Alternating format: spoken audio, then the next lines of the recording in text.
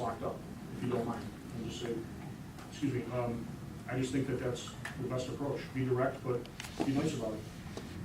I don't think, parents that get upset at that, I mean, I don't know how to address that really, except that just, if they have kids, they should understand. I mean, I really, really, truly believe that. I mean, I know, everybody's life changes when you have kids, and you have to kind of understand that, it's a life, and just put yourself in their shoes, and and it's not a difficult thing. It's not a hard question, and it's not an offensive question. It's just something that we have to sometimes ask. I'm not saying you have to. I'm just saying you have to be comfortable with how you want to answer your questions and what questions you want to ask. Let me just add also that a couple of us in the Lincolnwood Together group are social workers or therapists, and we're going to be having a workshop on how to have difficult conversations. And so that's one of the topics that we'll cover are some techniques that social workers and therapists use to how to broach that and many other difficult subjects, especially when it comes to our kids. So you'll be on our mailing list, and you'll get invited to that. That's right. I know you're saying. Yes. As a law enforcement officer, what changes would you want to see in our gun laws or something? Because you alluded several times to the number of guns. I think when it comes to people illegally carrying guns, I think we need to be stricter. That's where my focus is. I'm not going to get into a political issue, but you said as a law enforcement officer, as a chief, I think we have to be more strict with the laws and hold offenders accountable that are carrying guns illegally. I mean, that's where the problem is. That's where all the crimes of violence. How many times you read in the paper, person's on parole, they're involved in a shooting and they're on parole, whether it's the victim or the offender. And if they're on parole, that means they're already a convicted felon, because to be on parole, you have to be a convicted felon. So that means they're involved in some type of violence that surrounds firearms. They shouldn't be carrying a gun, nor should they be around anybody else that's carrying a gun, because they're probably in violation of their parole. So as a law enforcement officer, I would like to see more accountability. They need to get longer prison sentences. I think that's the only answer to stopping people carrying guns illegally and shooting people. I mean, we see what's going on in Chicago, but it's also happening in other places too. I mean, we had shots exchanged several weeks back right at Tui and Cicero. That could have went really bad. It didn't, but the bottom line is those individuals they weren't just exchanging shots, they were probably involved in some criminal activity that, caused those shots to be fired. So they shouldn't be carrying guns. So as far as as a chief, they need to be held accountable. They need to get longer prison sentences. And we don't give prison sentences? We do give prison sentences, but they're, a lot of them they get a lot of good time. They get short sentences from judges. I mean, sometimes, if a person's sentenced to 6 years, they're not doing 6 years for a gun crime. So, I mean, having mandatory sentences, if they're doing mandatory time, if you get sentenced to 6 years and you're required to serve 85% of your time, which is what happens if you get sentenced under certain crimes in Illinois, or you get sentenced federally, you're doing 85% of your sentence. So, I mean, if you go get sentenced to 4 years and you're out in a year and a half, I mean, I can tell you stories. I mean, some of those are politically attached, but, if somebody gets arrested with a handgun illegally, should they be allowed to be on, and this is just a question I pose to people, I pose to the residents, should somebody be allowed to be on electronic monitoring and stay in their residence on the electronic monitor if they're awaiting trial on a gun crime? Or should they be incarcerated in the county jail? I don't know. I don't know the answer to that. I don't know the best answer is, but I know the most preventative is if they were arrested, if they were incarcerated, it'd be much better than if they were in their residence. Do you think there's any way to reduce the number of guns that are out there? Because that seems to be something that you spoke about several times. Yeah, and I mean, countries that have fewer guns have fewer gun deaths. I think we have. I think it's a difficult question you pose. There are a lot of guns out there, but there's a lot of people that legally own guns. So, but there are people that are illegally carrying guns. But the crimes if we look at the focus of violence, those are being committed by people who are illegally carrying guns. Very rarely do you see somebody who is legally owning a gun and using it. But again, I don't want to really walk down the path of should somebody have a gun or shouldn't. That's something that we're allowed to have by law. And as a law enforcement officer, I took an oath to uphold the Constitution. So as long as, the United States Supreme Court says, and the laws say we can own guns, that's the law I uphold. Right, but I was just wondering, No, as a law enforcement officer, is there, is that something that you would want to see? I would like to Maybe less see, guns? I would just like to see people that are illegally carrying guns held more accountable. That's my approach. I think that's the most effective way. So I hope that answers your question, best I could. Yes, ma'am. This morning, my front door blew open and the alarm system went off. Mm-hmm. And by the time I stumbled out and, started to punch in 911, and my alarm company was calling me and all that, what is the response time to, the average response time to a Lincolnwood resident? So I couldn't give you the exact, I'd have to run the numbers to see what, Average.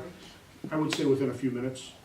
The alarm, in particular, the alarm company has to notify, Right. has to notify I the just dispatch hadn't center. locked the door. And then the dispatch center assigns the car. I can tell you that I know previous to me coming here, they had done an exam to see with the switch over to Skokie dispatch and Lincolnwood, that there was actually, the response time was fine. There was no negative impact by the switch. So that, but I can't give you a specific, but usually our response time is within a couple minutes. That's what I visualized in my neighborhood from various things, but. Yeah, that's, we want to 2 o'clock have. in the morning, I figured hopefully not doing so much. Yeah, we hope that, we're available to respond. That's one of my goals as chief is to try to reduce administrative functions. Take care, have a nice night. Thank you for coming. Is to reduce administrative functions, make them more simpler, so we have officers out there to respond to emergencies much quicker. That's something I think that is, it's important for our community. Using technology also to make the officers available. So they're actually out in the cars more available to respond. Just a couple more questions, because I know people are starting to go out, so. Really basic question. If Sure. you're like in your backyard or around town and you find a gun, what do? Do you call 911? Yes, call 911. Say, Don't "I found touch it. Do not touch it. And the reason for do not touching it is we can swab that gun for DNA. Fingerprints, possible. DNA seems to work a lot better. It's a lot more accurate, but not everybody's in the DNA system. So, but again, we could utilize that to try to identify who last touched the gun, who was in possession of the gun, and then we can also obviously trace it. But it's worthy calling 911 as opposed to the Yes, non-emergency number. for finding a gun, That's call an 911. emergency. That, to me, that's a priority. That Absolutely. gentleman and then Peter, who's the gentleman? Sure. If you own a Floyd and you legally own a gun, to what extent of your property are you allowed to have it in? You can have it anywhere on your property. If you have a Floyd, if it's your personal property, or you're an invited guest on somebody else's property, but the key word is invited guest. So you can't go on somebody else's property unless you're invited. But in terms of like the driveway and a If you're on your property, you can be in possession of a firearm. Yep. If you have a Floyd.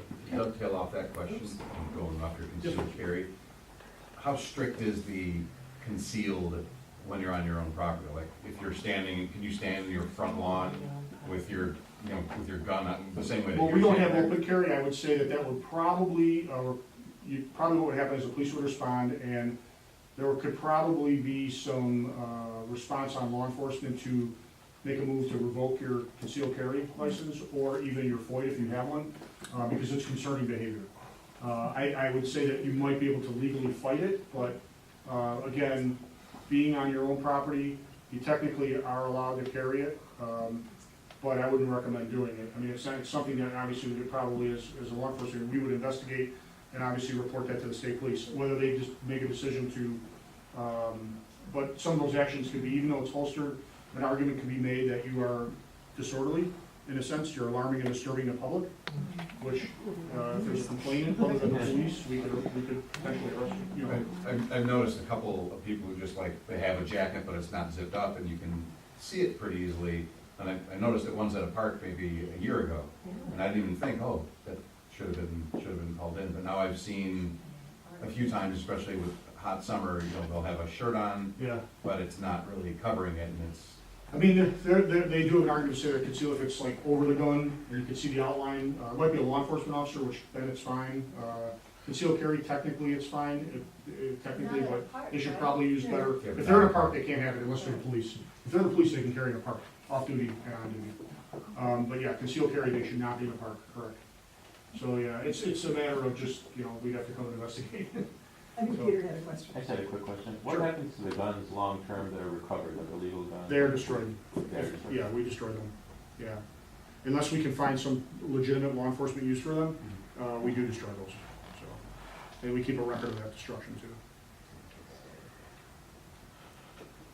Yes, sir. There's a study a long time ago, I haven't heard the statistics since, but that most policemen who get shot are shot by guns that were owned legitimately and stolen because they were not properly. Yeah, Do you have any information on I that? don't have any information on that. That would, something that would, probably require some extensive research, and would have to dive into each individual officer, where that gun was traced to, who owned that gun last, was it reported stolen, where was it reported stolen from, how long ago, what were the circumstances of that gun getting taken. I mean, a lot of the guns, We're legitimate. that were legitimate at one time, but there's also times where guns were taken before they actually made it to a lawful owner. I don't know if people, if you keep track of it, there's been guns taken out of railroad cars, in rail yards that are before they even get to before they even make it to where they're supposed to go. And those guns end up out on the street. I'm sorry, Mike, I had a question. Yes. If I'm not mistaken, in like the second slide, when you showed the whole state of Illinois, Mhm. it was like a third of Third suicide. a third of shootings. A third of shootings A are. third of all guns.